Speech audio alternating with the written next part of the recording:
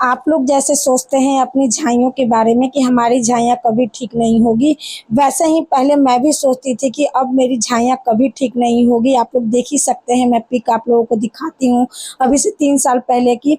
लेकिन मैंने अपनी झाइयों को ठीक किया है अपनी कड़ी मेहनत से, बहुत सारी चीज़ें पढ़ के समझ के यूज़ किया है। और ये जो ऑयल मैं लगा के आप लोगों को दिखा रही हूँ, इस ऑयल को मैं आप लोग के साथ सेल भी करती हूँ। बहुत सारे लोगों का ऑर्डर आया है और मैंने जितना ऑयल बनाया था उसमें से 2-4 ऑयल ही बचे हैं, सब ये ख़त्म हो चुके हैं। तो मैंने सोचा कि आप लोगों की डिमांड थी कि इसको बनाना भी बता दीजिए, तो चलिए आज मैं आप लोगों को बनाना भी बताऊंगी और आप लोगों के साथ ये भी शेयर करूंगी कि मैं कौन कौन सी चीज़ें इस ऑयल में डालती हूँ, जिससे मैं ये कहती हूँ कि ये पिगमेंटेशन पे पूरी तरीके से काम करता है। आप लोगों के लिए भी ये चीज़ें जाननी बहुत ज़्यादा ज़रूरी है कि इस ऑयल को कैसे तैयार किया जाता है, क्योंकि पिगमेंटेशन के लिए ही मैं इस ऑयल को बता रही हूँ।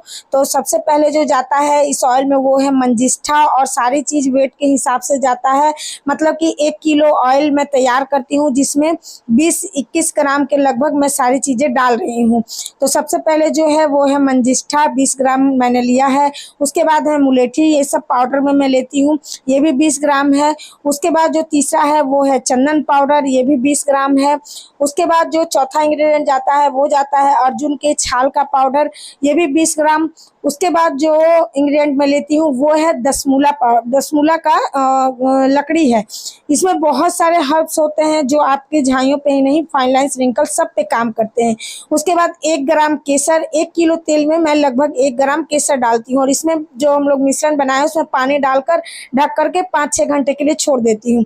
उसके बाद ऑयल लेती हूँ मैं, स्वीट आमंड ऑयल और ऑलिव ऑयल, दोनों ऑयल 25-25 ग्राम मैं यहाँ पे लेती हूँ।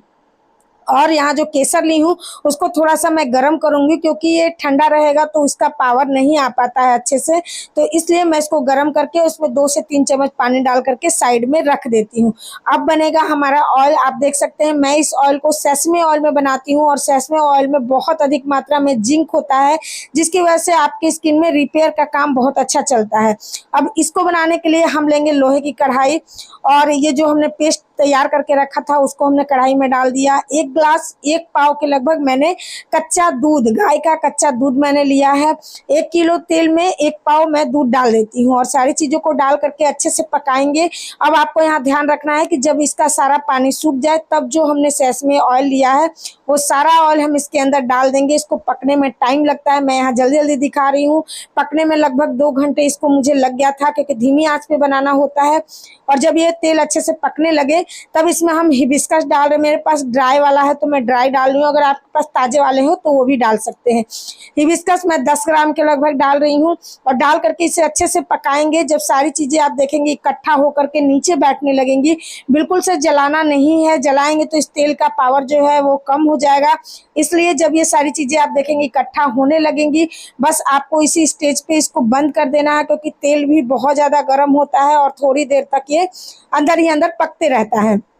उसके बाद एक और बर्तन लेंगे जिसमें मैंने ऑलिव ऑयल और स्वीट आमंड ऑयल लिया था, वो दोनों तेल डाल देंगे और इसमें हम डाल देंगे केसर, क्योंकि केसर में हमने पानी डाला है।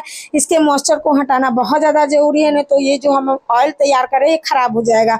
तो सारा पानी जब ख़त्म हो जाएगा तब उस ऑयल को उठा के इसी ऑयल में हम डाल करके अच्छे से मिक्स कर देंगे।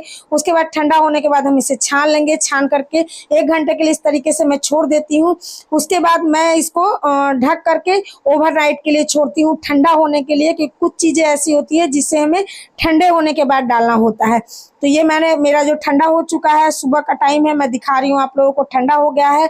अब मैं इसमें डालूंगी विटामिन ई का ऑयल, जो कि ये 30 ml का बोतल है और इसका आधा मैं शैम्पू में इस्तेमाल कर चुकी हूँ, आधा बचा है, मतलब 15 ml मैं 1 किलो तेल में 15 ml के लगभग डाल देती हूँ।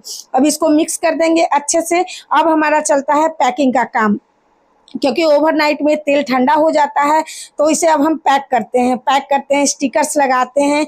जो भी चीज़ें होती है अपने हाथों से होती है, मशीन का इस्तेमाल बिल्कुल नहीं किया जाता। तो अब आप लोग बताइए कि ये तेल आपकी पिगमेंटेशन पे, फाइन लाइन्स, रिंकल्स पे, मतलब आपकी स्किन की हर प्रॉब्लम्स पे ये काम करेगी या नहीं करेगी, आप लोग डिसाइड कीजिए।